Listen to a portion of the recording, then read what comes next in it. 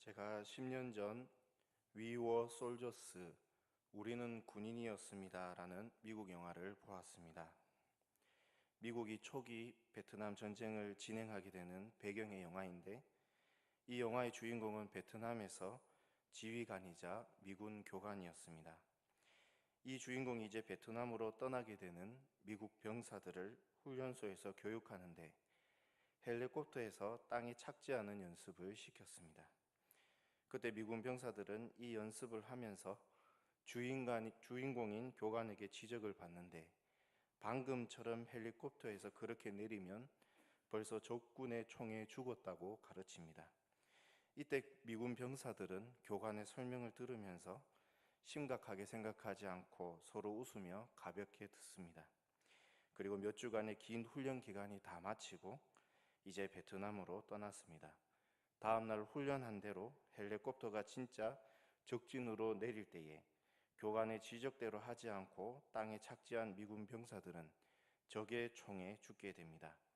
전에 훈련소에서는 훈련한 대로 안 해도 안 죽었고 주변의 동료들은 가볍게 웃었지만, 이제 정말 전쟁터로 오니까 훈련대로 하지 않은 군인은 실제로 목숨을 잃었고, 그것을 본 주변 동료들은 정말 큰 두려움과 공포가 몰려왔습니다.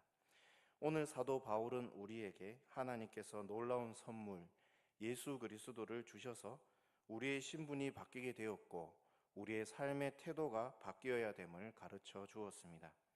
그러면서 이제 놀라운 변화를 맞고 큰 복을 받은 우리가 살아가는 이 세상이 어떤 곳인지를 보여줍니다. 오늘 본문 첫 번째로 우리가 살아가는 이 세상은 치열한 영적인 전쟁터입니다. 사도 바울은 우리가 예수 그리스도를 통해서 큰 복을 받고 이 세상을 살아갈 때에 꼭 당부한 것이 있습니다. 그것은 본문 10절을 보면 끝으로 너희가 주 안에서와 그 힘의 능력으로 강건하여 지고, 모든 논문을 쓴 사람들이 하고 싶은 말은 논문 마지막에 나와 있습니다. 결론을 읽으면 논문을 쓴 사람이 어떤 생각을 가지고 있는지를 잘 알 수가 있습니다.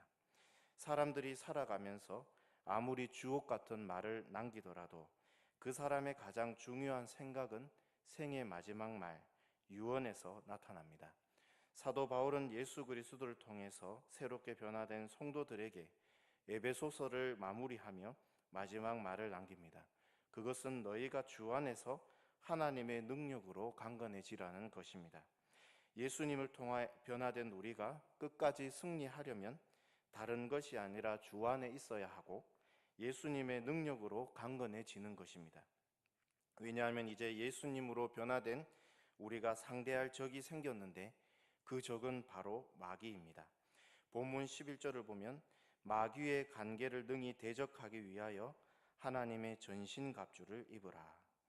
사도 바울은 지금 예수님을 전하다가 로마 감옥에 있습니다. 에베소 교회 성도들은 세상의 세속적인 문화와 예수님을 믿는 것에 대한 박해로 힘들어하고 있습니다. 그래서 마지막으로 사도 바울은 에베소 교회 성도들에게 능력 있는 삶을 살아가도록 방법을 가르쳐 줍니다. 그것은 너희들이 지금 삶의 터전은 치열한 영적인 정제터라는 것입니다. 그저 총탄 소리만 나는 가짜 총으로 가짜 모형 수류탄을 던지고 훈련하는 훈련소가 아니라, 이제 예수님을 믿어 하나님의 자녀가 되었기 때문에 공중권세 잡은 마귀와 정말 총알이 날아가고 수류탄이 터져서 그 파편으로 상처를 입고 중상을 입는 치열한 전쟁터에서 살아가고 있음을 가르쳐 주고 있는 것입니다. 에베소 교회 성도들에게 이 영적인 전쟁에서 승리할 수 있는 방법을 가르쳐 주기 위해서 사도 바울은 전신갑주를 언급합니다. 감옥 안에서 보초를 서는 전신갑주를 입은 로마 병사들을 보면서 성령 하나님은 사도 바울을 감동하여 능력 있는 삶을 살아갈 수 있도록 영적인 전신갑주를 입으라고 말씀합니다. 오늘 본문 두 번째는 성도를 공격하는 존재는 마귀입니다. 마귀의 특징은 두 가지가 있습니다. 첫 번째, 마귀는 우리 눈에 보이지 않는 존재입니다. 심지어 마귀는 성도들을 공격할 때 눈에 보이는 무기나 칼을 사용하지 않습니다. 사람에게는 절대로 보이지가 않습니다. 미국이 베트남과 전쟁할 때에 사용한 국방비는 세계 제2차 대전에서 쓴 국방비의 3배였다고 합니다. 그러나 베트남에게 초강대국 미국은 졌습니다. 베트남은 이것이 지금도 이들에게 자부심이고 지금 옆에 있는 세계 전투력 3위인 중국을 전혀 무서워하지 않는다고 합니다. 왜냐하면 50년 전에 세계 최강 미국을 이겼다는 자부심이 있기 때문입니다. 베트남이 어떻게 미국에게 승리를 거두었을까요? 물론 남베트남에 부정부패도 있었지만 호치민이 이끄는 베트콩은 정글로 된 베트남 지형을 잘 이용하였습니다. 정글 밑에 지하도를 만들어서 게릴라전으로 미국을 공격하고 보이지 않는 정글에서 무기를 사용하여 승리를 거두었습니다. 눈에 보이지 않으면 이길 수가 없습니다.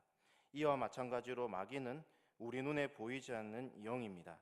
그리고 두 번째 마귀의 특징은 마귀는 우리와 차원이 전혀 다른 존재입니다. 제가 대신대학교에 있을 때 1차원, 2차원, 3차원, 4차원에 대해서 들은 적이 있는데 1차원은 직선, 2차원은 면, 3차원은 공간이라고 합니다. 그래서 1차원의 대표적인 존재는 개미인데 이 개미는 걸어갈 때 직선으로만 걸어갑니다. 2차원적인 생각을 하지 못하기 때문에 바닥을 사용하지 못해서 지그재그로 움직일 수가 없습니다.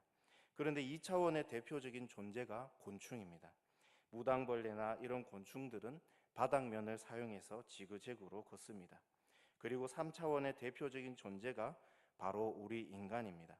우리는 직선으로도 걷고 지그재그도 걸을 수 있으며 서 있으면서 공간도 사용합니다. 영화관에서 사용하는 영화는 2차원 2D, 2D 영화입니다.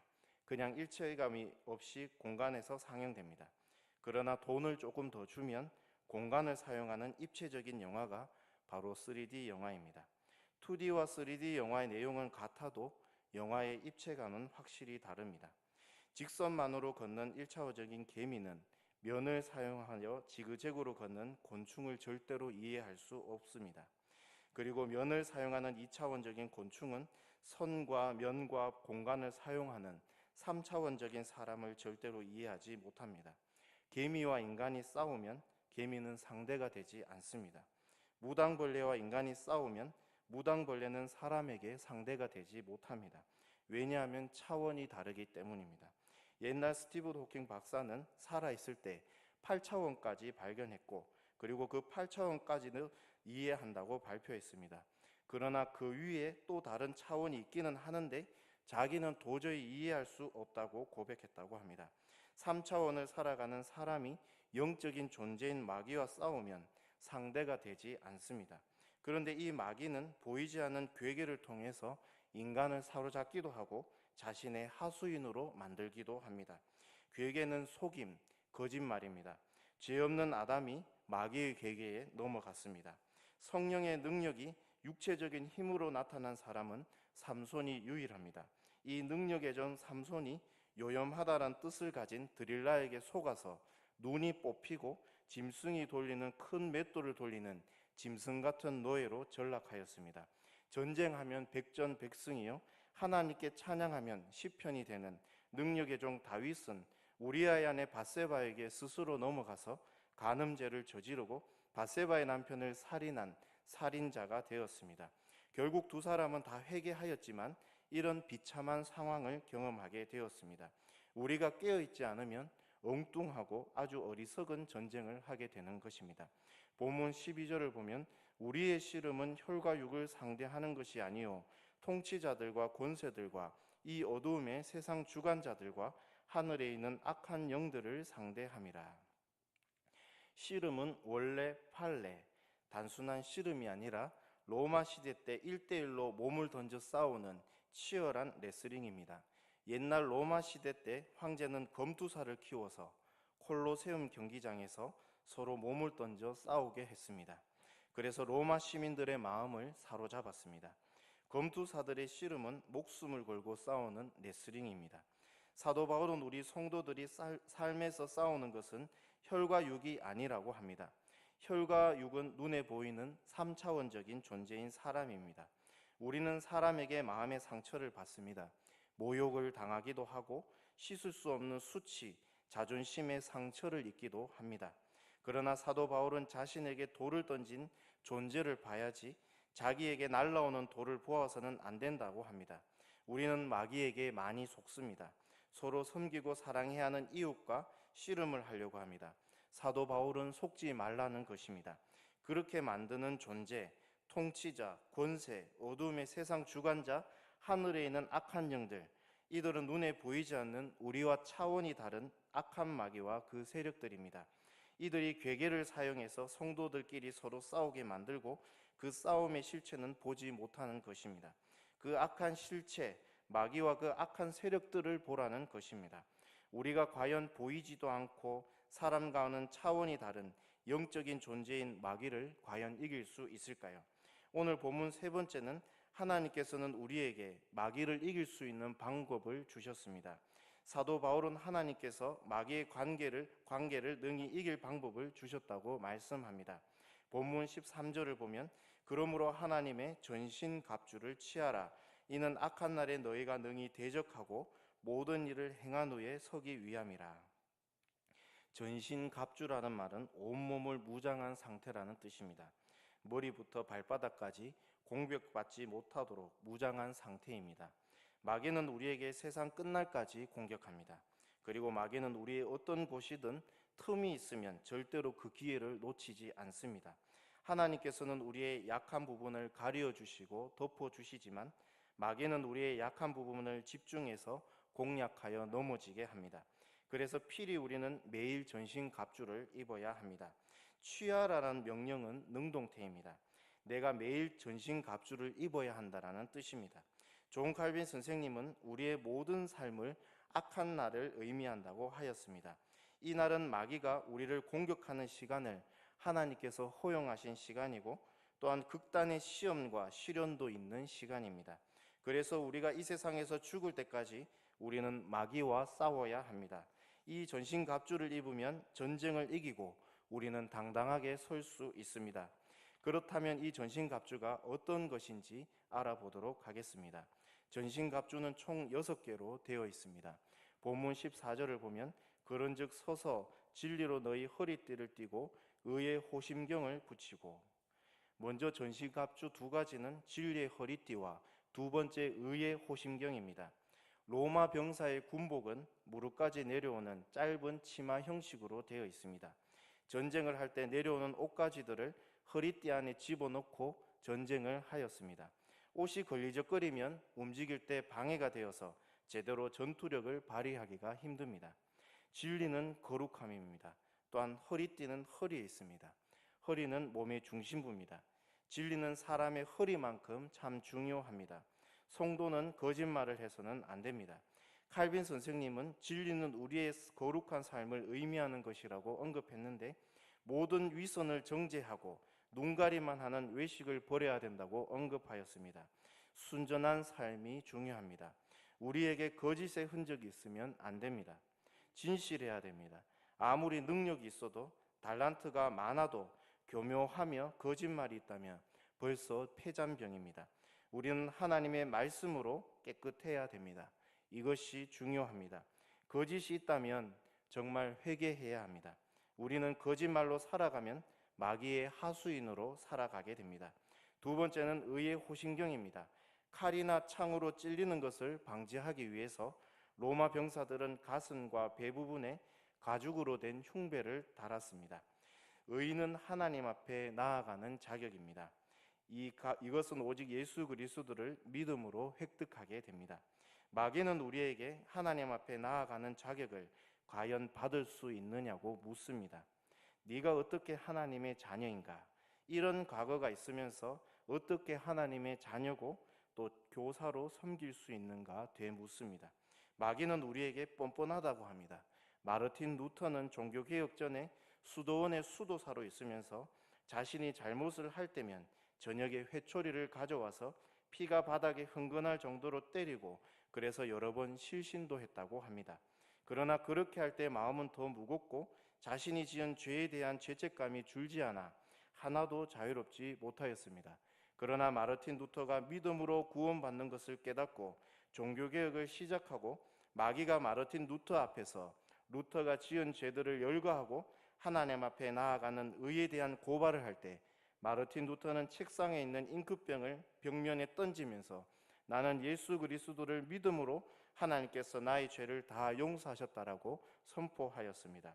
지금도 루터가 살았던 그 방에 가면 벽면에 잉크병이 깨지면서 잉크가 묻은 것이 아직도 있다고 합니다. 네가 어떻게 아직도 하나님의 자녀라고 날카로운 창으로 우리 가슴을 찌를 때에 의의 흉배로 물리쳐야 합니다. 세 번째와 네 번째로 평안의 복음의 신발과 믿음의 방패입니다. 본문 15절과 16절에 평안의 복음이 준비한 것으로 신을 신고 모든 것 위에 믿음의 방패를 가지고 이로써 능히 악한 자의 모든 불화살을 소멸하고. 이것은 전도하라는 뜻이 아닙니다. 로마 병사들의 신발은 가죽으로 두꺼운 샌달이었습니다. 그 샌달 바닥에는 징이나 못을 박았습니다. 그래서 절대로 넘어지지 않게 하기 위해서이고 절대로 뾰족한 것에서 발을 보호하기 위해서입니다. 만약 치열하게 전쟁을 하다가 발을 다쳐서 상처를 끌어안고 땅에 구르면 이길 수가 없습니다. 복음은 하나님과 우리와의 담을 헐어서 진노에서 화평으로 변화시켰습니다. 복음을 가진 사람은 옛날 과거의 죄로 인하여 넘어지지 않습니다. 마귀는 자꾸 우리 발을 다치게 하는 과거의 지은 죄들을 뿌려놓는데 우리는 그것에 넘어지지 않습니다. 다윗도 시편 37편 31절에 그의 마음에 하나님의 법이 있으면 그의 걸음에 실족함이 없다고 미끄러지지 않는다고 고백하였습니다. 복음은 마귀의 참소를 막습니다. 그 걸음이 실족함이 없습니다. 그리고 네 번째로 믿음의 방패를 소개합니다. 로마 병사의 각 개인당 지급된 방패는 길이가 1m 20, 폭이 70cm로 성인 한 사람이 엎드리면 온몸을 화살로 막을 수 있는 무기였습니다. 로마 병사의 방패는 가죽으로 덮여 있는데 방패에 물을 적셔서 전쟁에 출전합니다. 혹시나 불화살이 날아오면 방패가 젖은 가죽으로 되어 있어 불화살이 방패에 꽂히면서 불은 곧 꺼지고 몸을 안전하게 피할 수 있었습니다. 아무리 많은 불화살을 쏘아도 믿음의 방패 안에 엎드리면 그것을 다 막는 것입니다. 마지막 갑주인 다섯 번째, 구원의 투구와 성령의 검입니다. 본문 17절에 구원의 투구와 성령의 검, 곧 하나님의 말씀을 가지라. 로마 병사의 머리는 청동이나 철로 단단한 금속으로 만들어진 투구를 써서 머리를 보호하였습니다. 머리에 투구를 쓰지 않는다면 한 방에 나가 떨어져 나가는 것입니다. 마귀는 우리가 구원받는 것에 대해 집요하게 물어서 구원의 투구를 떨어뜨리려고 노력할 것입니다. 구원의 확신이 흔들리면 모든 것이 흔들립니다. 우리는 이미 구원받았습니다. 요한복음 5장 24절에 예수님은 우리에게 구원에 관하여 이렇게 말씀하셨습니다. 내가 진실로 진실로 너희에게 이르노니 내 말을 듣고 또 나 보내신 이를 믿는 자는 영생을 얻었고 심판에 이르지 아니하나니 사망에서 생명으로 옮겨졌느니라. 예수님을 믿으면 영원한 생명은 이미 얻었고 사망에서 생명으로 이미 옮겨졌습니다. 아직 우리가 죽지 않았지만 구원을 이미 받았고 확정된 것입니다. 이것을 우리가 믿는다면 이 구원의 투구를 마귀가 아무리 벗기려 하더라도 절대로 벗겨지지 않습니다. 이제 마지막으로 전신갑주의 5가지는 모두 방어적인 무기입니다.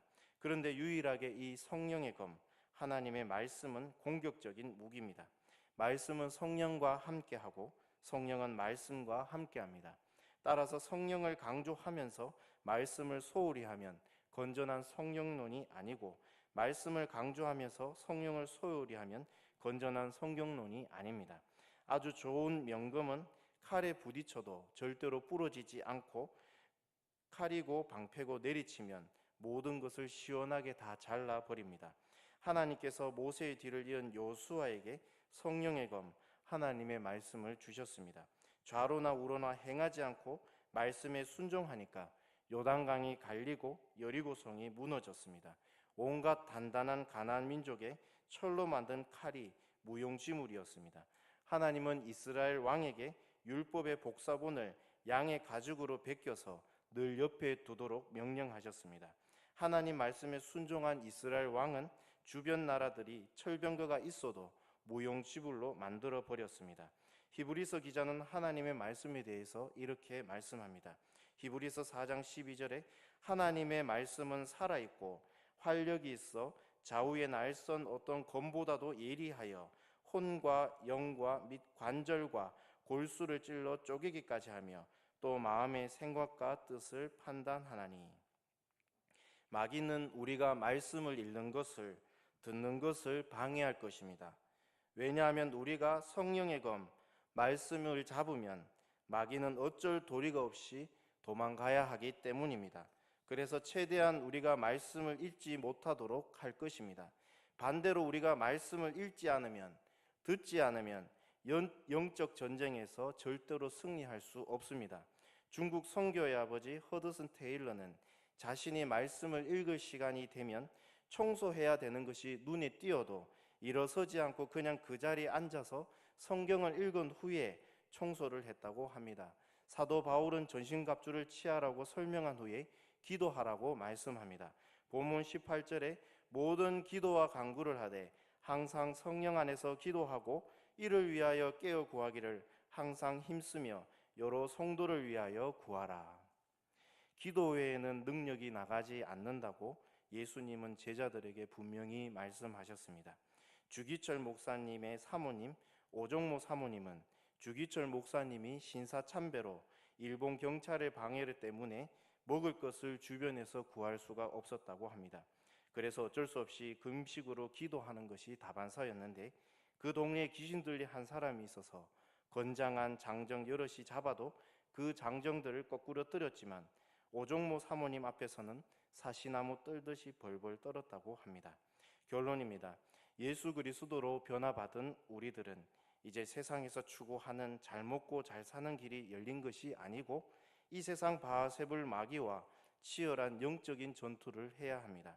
마귀는 보이지 않는 영적인 존재이고 3차원 존재로 살아가는 우리와는 차원이 전혀 다른 존재입니다. 우리는 마귀의 간사한 계략을 절대로 이길 수가 없습니다. 그러나 하나님께서 우리에게 전신갑주를 주셔서 치열한 영적 전투에서 승리하도록 하셨습니다. 하나님께서 주신 전신갑주를 옷장에 걸어두지 마십시오. 그것을 입는다는 것은 말씀과 기도에 심혈을 기울이는 것입니다. 공적인 예배가 제일 기본이고 가장 중요한 것이지만 그것만으로는 마귀를 이길 수 없고 능력의 삶을 따라 살아갈 수가 없습니다. 피곤하더라도 성경책을 펼쳐서 읽으십시오. 잠이 들더라도 무릎으로 그 자리에서 기도하십시오. 그러면 하나님께서 반드시 은혜를 베푸십니다. 우리 사랑하는 주원교회 성도님 여러분들 모두 이번 한 주도 하나님께서 주신 전신갑주를 입고 마귀의 관계를 깨트리고 성령 충만한 능력의 삶을 사시기를 예수님의 이름으로 소망합니다. 아멘. 기도하겠습니다. 하나님 아버지, 죄인으로 지옥불에 떨어져서 심판받을 우리들을 아무 조건 없이 우리를 사랑하여 주셔서 구원받게 하시니 참 감사합니다. 우리는 하나님의 은혜로 하나님의 자녀가 되었고 이 세상에서 제일 큰 복, 구원의 복을 받게 하셨습니다. 죄의 종이었던 우리는 이제 마귀에게서 떠나 하나님을 왕으로 섬기며 이제 마귀와 치열한 전쟁을 하며 살아가야 됩니다. 하나님께서 주신 전신갑주를 입게 하셔서 매일매일 승전보를 하나님께 올리게 하시고 공적인 예배뿐만 아니라 우리의 매일 삶의 가운데서 말씀과 기도를 하여 성령 충만하고 능력의 삶을 살아갈 수 있도록 은혜를 베풀어 주시옵소서. 예수님의 이름으로 기도드립니다. 아멘.